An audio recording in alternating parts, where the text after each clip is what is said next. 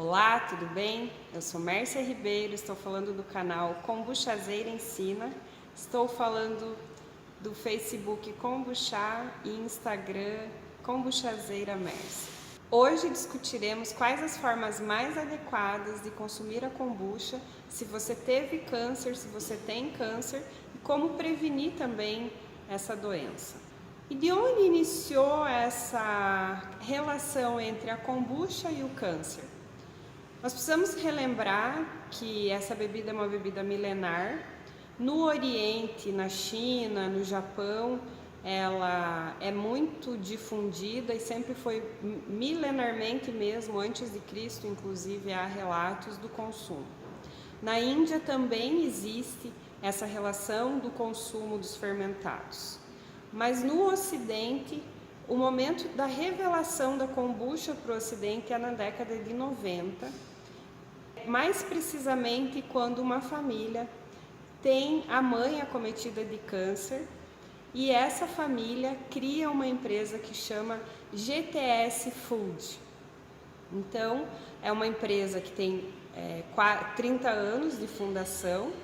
Na época, o Dave, que é o proprietário, ele tinha 17 anos de idade, então hoje ele tem ele nasceu em 1978 e ele está com aproximadamente 42, 43 anos, agora em 2021.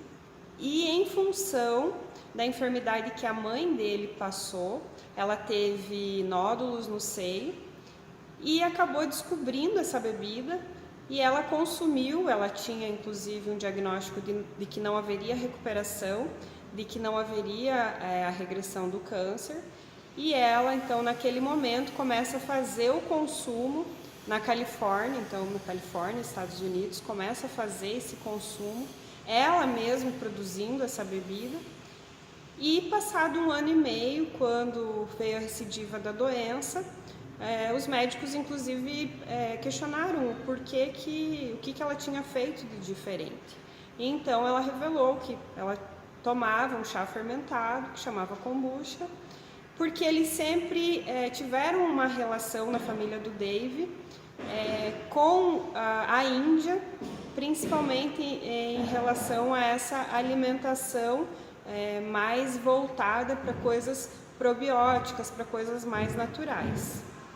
E aí, então, em função esse modo de vida que eles tinham de olhar para essas tradições indianas, eles acabaram fazendo uso do consumo dessa bebida, o que fortaleceu muito o tratamento da mãe do Dave e trouxe a recuperação, entre outras coisas e outros fatores que ela com certeza realizou na época.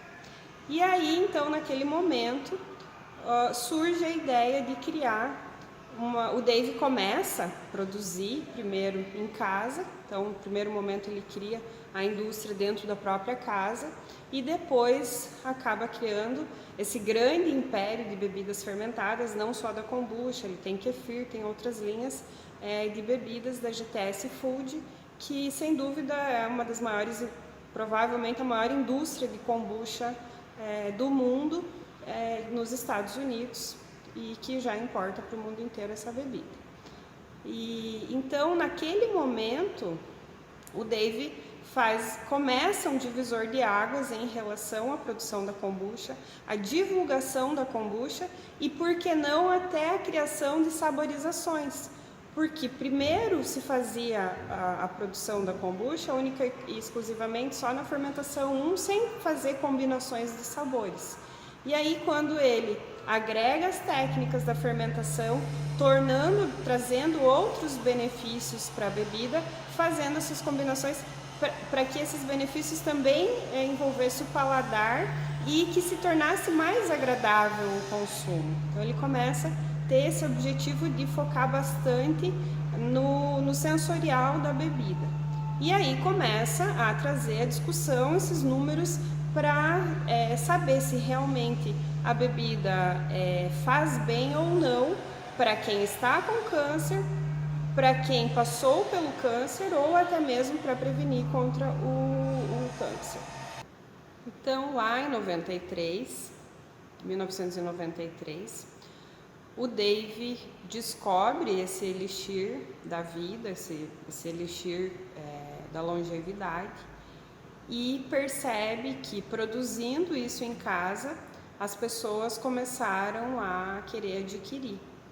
E do quintal de casa, então na Califórnia, Los Angeles, ele cria a maior indústria de kombucha do mundo, porque a mãe dele teve câncer e, ao consumir essa bebida, coincidentemente acabou conseguindo ter a recidiva da doença, que não havia previsão de que esse câncer de mama que ela teve tinha um diagnóstico de que realmente iria evoluir para óbito. Então era um câncer muito avançado já para aquele momento. E ela conseguiu sobreviver, atravessou todo o caminho, e tanto que ela está viva até hoje. E isso fez com que, então, no mundo do Ocidente, descortinasse essa possibilidade de que essa bebida trouxesse, então, benefícios para a saúde. E trazendo a minha própria história, por que eu estou falando disso? Porque eu realmente conhecia a kombucha em função de eu estar com um diagnóstico de câncer. Isso foi em 2015, quando, naquele momento, eu recebi a notícia que é uma doença, sem dúvida, que também é uma epidemia mundial, uma doença que acomete pelo menos uma pessoa por família. Quando você passa por isso, você começa a perceber que geralmente existe na família, em algum momento, as pessoas estão passando por essa luta, por combater isso, que é uma epidemia do século XX, e que vem se estendendo agora no século XXI e continua. Nesse momento nós estamos um pouco mais focados em relação aos vírus, em relação às doenças infecto-contagiosas, que também é um problema que vem assolando o século XXI, seja por causa da nossa flora, da nossa ecologia externa, seja por essa questão da devastação e como nós vemos trazendo esse método de fazer a exploração da natureza, invadir a natureza com as cidades, matar desgovernadamente a natureza. E nesse desequilíbrio, infelizmente, era uma estimativa científica de que poderia acontecer e está acontecendo. Não só com esse vírus que está acontecendo agora, mas como insetos e outros tipos de contaminação que volta e meia, principalmente aqui no Brasil, nós passamos, que tem muito a ver com essa alteração do sistema da natureza, ou pelos próprios fatores que nós trouxemos, seja genético, que vão interferir sem dúvida, e seja pelos nossos hábitos alimentares, toda essa nossa alimentação que vem sendo construída nos últimos 6, 7 décadas, baseadas numa industrialização desenfreada, buscando o quê? Uma conservação desse alimento. Então, para que esse alimento tenha mais tempo para eu poder consumir, foram sendo adicionados todos esses químicos, todos esses venenos, visando que se produza mais alimentos, se conserve mais alimentos e a gente possa escoar essa produção para lugares longínquos, e acabou criando essa roda infinita de destruição e tornar a comida uma coisa muito artificial. E aí, lá em 2015, quando eu descubro o câncer, claro que mobiliza muitas pessoas, e uma das pessoas que do meu círculo de amizades, fazia o uso da bebida e começou a mandar para mim. Eu tive procura de várias pessoas na época, indicando várias terapias. Era uma coisa assim bem tocante naquele momento. Por quê? Porque as pessoas se preocupam conosco. Aquilo que acontece com a gente atinge várias pessoas. E aí, então, essa pessoa ficou muito preocupada, ficou muito tocada na época, uma amiga minha, e aí ela começou a mandar a bebida pronta para mim.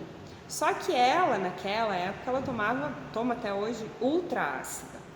E aí eu tomava realmente como um remédio. Para mim era como se fosse uma charopada, tanto que eu andava com as garrafas, como eu tinha que fazer, transitava muito, porque eu fazia o tratamento em Cascavel, passava o final de semana na minha cidade aqui em Beltrão, então eu andava com as garrafas para lá e para cá. Logo depois da alta eu também continuei a fazer esse consumo. Porque assim, eu entendia de que aquilo me ajudava. Tomava, não sabia nem por que eu estava tomando naquela época, mas ia percebendo que era uma das coisas que ainda o meu organismo também conseguia consumir.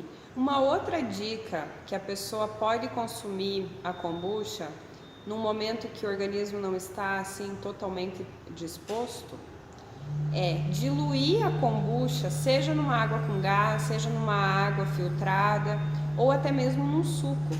Então eu vou consumir um pouquinho de kombucha que estará diluída num outro líquido.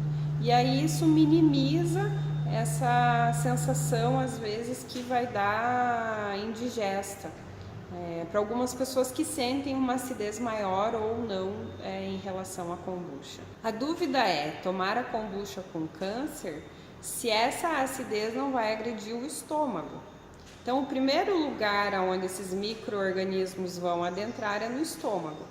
E se de repente o tipo de câncer que essa pessoa tem envolve a região gastro, pode ser que haja algum tipo de desconforto ao ingerir. Isso é uma coisa que pode acontecer. Existe também a situação de se falar de que os micro-organismos, o primeiro lugar onde é combatido os micro-organismos é no estômago, como se fizesse uma seleção natural. Então, muitos micro-organismos, inclusive aqueles que não são benéficos para nós, a acidez do estômago já faz a eliminação ali como que uma defesa do organismo. Por outro lado, esses micro-organismos benéficos que nós ingerimos através dos probióticos, eles resistem ao sistema gastro, então a esses ácidos do estômago e conseguem ainda se manter e chegar no intestino. Porque quando a gente está num processo do tratamento dessas medicações, porque a quimioterapia é uma medicação extremamente violenta que entra no nosso organismo. E assim como vai combater coisas que estão fazendo mal para a gente, também vai combater células boas, também vai combater coisas que estão bem no nosso organismo. E isso desequilibra tudo, então nós ficamos com apatia com os alimentos, nós não temos, no paladar nós perdemos assim, aquele prazer no paladar, porque tudo dá ânsia, tudo dá uma náusea, nós não podemos com cheiros. É um período bem delicado nesse momento, onde a alimentação se torna algo bem protagonista. Por quê? Porque as pessoas, no meu caso, como eu ficava na casa de um primo em Cascavel, e tinha mais familiares junto, na época onde a gente podia conviver com várias pessoas, né? Teve esse tempo na vida da gente. E aí eles queriam me agradar. Eu lembro que o meu primo fazia comidinhas maravilhosas e eu não conseguia comer nada. Então eu ficava desfrutando do prazer deles estar ali, desfrutava, vamos dizer, da presença deles estarem naquele momento, querendo me agradar, fazendo comidas diferentes, e eu realmente não conseguia fazer o consumo porque aquilo nauseava, dava uma impressão que eu estava com uma ressaca constante. Na época eu lembro que eu jurava que nunca mais ia beber nada alcoólico, porque eu jamais gostaria de sentir aquilo que eu estava sentindo. Então era muito semelhante a eu ter tomado um mega porre que estava com uma ressaca de dias. E aí eu sentia benefícios em tomar, eu conseguia consumir, era uma coisa que não alterava assim não era desagradável, não era uma coisa que fazia mal para mim. E sempre foi me auxiliando, ao ponto que depois que eu tive a alta e que eu intensifiquei o consumo até chegar no momento que eu comecei a produzir a minha própria bebida, com um ano e pouco, o que as pessoas falavam quando me viam nossa, como você está mais bonita, nossa, como você está mais magra, nossa, como você desinchou. E aí que naquele momento que eu fui perceber e talvez entender que realmente você investir em probióticos, investir numa bebida que trabalha o teu intestino, vai trazer benefícios. Naquele momento, para mim, qual era o benefício? Eu continuar indo no médico e o médico dizer que estava tudo bem. Até hoje, é uma conquista anual que nós temos, quando nós vamos ao médico e ele diz, está tudo certo, ok, até aqui está tudo bem, vamos mais um tempo. E é assim que a gente vai vivendo, porque como hoje eu estou aqui plena, 100%, nós não sabemos qual é o desencadeador dessas células que de repente resolvem querer fazer uma autopunição, porque as minhas próprias células se voltando contra mim. Então eu tento manter o máximo hoje de serenidade e equilíbrio alimentar, pessoal, mudei meu trabalho, tudo com esse objetivo de que células queridas se mantenham organizadas e funcionando pelo meu bem, pelo meu benefício, pela minha vida. Então essa é a experiência que eu tive. Eu conheci a bebida porque eu passei por uma doença, fui acometida pelo câncer e para mim apareceu. E é muito semelhante como apareceu no Ocidente. Então a origem de como começou lá nos Estados Unidos e popularizou agora sim, chegando até a gente poder ter na gôndola do supermercado, ir lá e comprar, escolher sabor, escolher marca, ou você ter a possibilidade de você fazer a sua própria bebida do jeitinho que você mais prefere, com o objetivo que você busca. O que você está querendo, aonde você quer chegar para que essa bebida vai trazer benefícios para você. Mas por que essa bebida traria benefícios na saúde? Porque existe uma linha de estudos que diz que ela é uma bebida probiótica. E se ela é uma bebida probiótica, significa que ela tem micro-organismos vivos e quando eu ingiro esses micro-organismos, eles irão facilitar a absorção dos nutrientes. Então, trabalhar tudo isso no meu intestino, no intestino da pessoa, e vai eliminar os resíduos que estão no intestino, auxiliando para que haja uma melhor absorção dos nutrientes no momento do sistema digestivo fazer a trituração e a eliminação. Então, elimina aquilo que o organismo não precisa e absorve aquilo que o organismo necessita para trazer mais saúde para o organismo. Então, um dos fundamentos do porquê a kombucha, então, teria benefícios para a saúde como um todo, primeiro agindo no intestino. E ao agir no intestino através desses diversos tipos de micro-organismos, de bactérias boas, que serão ingeridas e aí farão a limpeza do trato intestinal, primeiro fazendo uma varredura, limpando tudo aquilo que às vezes fica 20 anos lá dentro, imagina, são 8 metros de intestino, e às vezes só vai passando pelo principal, sendo que, por se tratar de uma cânula, né, como se fosse um cano, vai ficando por dentro desse cano, nas laterais, esses resíduos, seja de agrotóxicos, seja de contaminantes que nós vamos ingerindo, ou pelo ar, pelas bebidas e também pelo alimento. E isso faria, então, regularia essa microbiota intestinal, auxiliando consequentemente na saúde. Esse é um dos fundamentos. Um outro fundamento é de que, por ser uma bebida ácida e o corpo necessitar ficar alcalino, quanto mais alcalino o organismo, menos a possibilidade dele ser acometido de doenças. E aí, então, ácido com ácido, nós já temos um ambiente ácido no nosso organismo, você consome uma bebida ácida, esse ácido com ácido daria a base, né? E esse base, que seria a alcalinidade, que mantendo o pH, um pH alcalino no nosso organismo, também seria uma das teorias de que manteria a saúde do organismo como um todo, combatendo estas células que se é uma autofagia, né? A célula cancerígena quando células do organismo decidem se rebelar contra o seu próprio organismo. E aí, o organismo estando com pH adequado, evitaria que essas células começassem a fazer esse processo autofágico de autodestruição. Essa é uma outra linha de pesquisa que defende que, ao utilizarmos os probióticos, nesse caso a kombucha, por ser uma bebida ácida, faria esse essa correlação.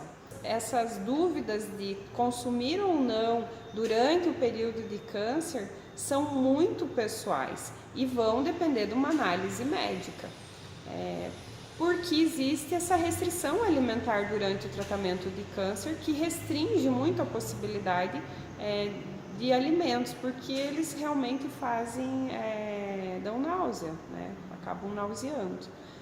Mas cada vez mais se comprovam e se demonstram através dos estudos por amostragem de que dá um bem-estar na pessoa e a pessoa se sente bem ao consumir a kombucha. Claro que essa conversa ela tem o objetivo apenas de trazer uma discussão, de trazer alternativas e possibilidades alimentares para esse momento que a pessoa está passando por um tratamento de câncer. Quem vai decidir se a pessoa pode ou não tomar é o médico, é o nutricionista, é quem está fazendo, o oncologista, quem está fazendo o acompanhamento deste tratamento oncológico. Porém, como é uma época que a pessoa vivencia com muitas restrições, minimiza a possibilidade de alimentos e baixa muito o sistema imunológico, porque essa medicação que a pessoa ingere através da quimioterapia reduz muito vários tipos de medições dentro do nosso organismo. E existem vários acompanhamentos de que eu conheço pessoas, porque a gente também acaba trabalhando com a rede das pessoas que têm essa notícia do câncer. E eu já acompanhei várias pessoas de que fizeram o consumo da bebida e ao chegar no consultório, porque são tratamentos às vezes longos, 6 meses, 1 ano, 1 ano e meio, às vezes 2 anos a pessoa fica em função de um tratamento de câncer.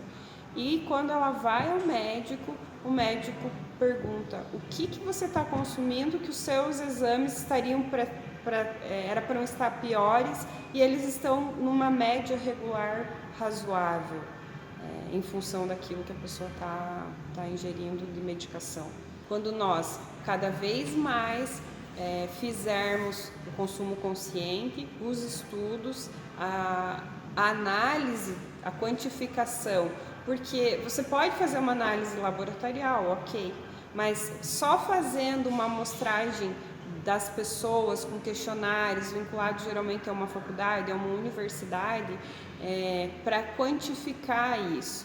E quanto mais pessoas conhecerem a bebida, quanto mais tiver difundido essa discussão, quanto mais possibilidade de trazer esses estudos, porque nos Estados Unidos são feitos muitos estudos com ratos, e aí colocado, ingerido, seja para análise da diabetes, seja para análise das células cancerígenas, e feito a análise nesse mamífero que se assemelha a gente. Mas dá apenas uma amostragem. Quando é que nós vamos realmente conseguir quantificar? Quando nós pusermos todos esses estudos cada vez mais. Quem consome? Quanto tempo consome? Que dose consome? Com que regularidade consome? A partir do momento que começou a consumir, qual foi a alteração dos exames? Só fazendo os exames, acompanhamento semestral e acompanhamento anual. Eu faz 6 anos que eu faço consumo da bebida, regular, porque me faz muito bem, eu me sinto muito bem. Eu, como uma CA prévia, eu não poderia, ou não deveria, ou poderia, ou deveria, são coisas que ainda a gente...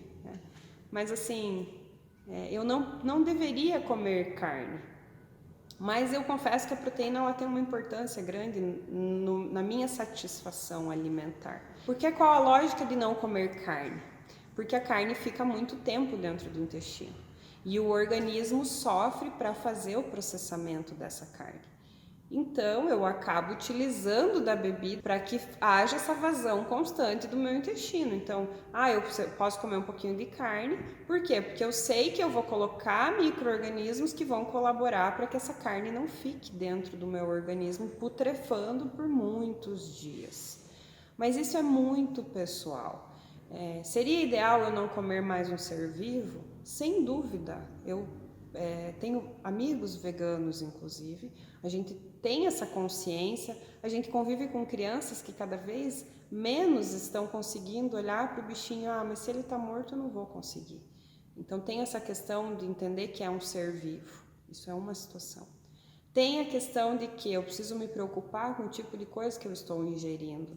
E aí é uma coisa que está morta e está apodrecendo dentro de mim. Básico, sem falar que é uma picanha de R$80 ou como falam, um Angus de R$1.000 o quilo. Não estamos falando de status, do poder de status que hoje a carne foi submetida. Estou falando realmente em consumir um alimento que é vivo, e aí sim eu estou tomando a kombucha, é um alimento vivo. Ele é um biodigestivo, ele vai ajudar todo o trato do meu intestino. Ou eu vou consumir uma coisa que está morta. E aí realmente, se eu começar a levar profundamente ao pé da letra, nós vamos pensar muito no que vamos colocar dentro desse templo sagrado que é o nosso corpo. Que nós esquecemos no século XX. No século XX, depois que começou essa industrialização, essa mecanização, esse modelo de que a gente precisa fazer tudo igual, e aí começou essa criação de que eu preciso abrir pacotes, o pacote tem que ser lindo, enfeitado, atrativo, e nós estamos cada vez mais vendo estudos. Eu estou seguindo um médico que ele faz um estudo de biohacking, que é você hackear todo o alimento que vai para dentro do teu organismo. E ele está fazendo uma maratona que ele vai engordar 30 quilos para mostrar, comendo a alimentação do brasileiro médio. Isso envolve sucrilhos, isso envolve leite, isso envolve frutas, ele põe bastante frutas também. O arroz e o feijão, basicamente, que ele quer mostrar que é um carboidrato vazio. E tudo para demonstrar que os exames dele se alteram semana após semana. Então ele não vai chegar só a dizer, eu estou com 30 quilos, não consigo fazer nada. Ele está mostrando semanalmente que a cada semana, conforme que ele vai se alimentando, todos os exames dele vão se alterando. Isso é um médico que está fazendo. Está chamando muito a atenção da comunidade médica, porque semanalmente ele tem um aparelho no braço e ele vai medindo a glicose dele semanal, conforme o número de carboidratos que ele ingere e o tipo de alimento que ele consome. E isso é o que vai trazer a prova de tudo isso que nós estamos falando. Enquanto nós ficarmos só especulando e com a mídia da indústria fazendo propaganda de que alimento industrializado é saudável, nós não vamos conseguir comprovar esses estudos. Primeiro porque não são patrocinados esses estudos aonde trazem alternativas que não sejam comerciais. E aí começa, como a kombucha disputa com a indústria do refrigerante, porque é uma alternativa, você pode substituir o refrigerante e os sucos, começa uma contra-propaganda da indústria do medicamento, que é a indústria que cria o veneno e que cria o remédio. E eu não tenho como falar das doenças sem trazer a provocação das doenças. E as doenças, infelizmente, elas são produzidas, e aí depois que nós passamos um tempão ingerindo coisas que nos intoxicam e que nos deixam doentes, vai vir a solução com um medicamento da própria indústria que criou a doença. Então, primeiro cria a doença, depois cria a solução.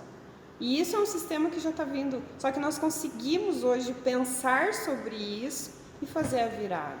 Esse vídeo tem o objetivo disso, trazer a discussão. Ninguém aqui sabe mais ou é dono da verdade. É apenas um experimento. Nós experienciamos através das reações que o nosso organismo tem e aí nós podemos testemunhar isso. Seja na história da GTS, que iniciou, por quê? Porque a mãe do proprietário passou por um câncer, seja na minha história, porque eu conheci a bebida porque passei por um câncer. O objetivo é a gente não errar todas as coisas. Nós não temos como errar todas as coisas para daí acertar. O objetivo é, se esse caminho me levou por um lugar que não deu certo, é tentar mostrar para as pessoas que existem outros caminhos que podem dar certo.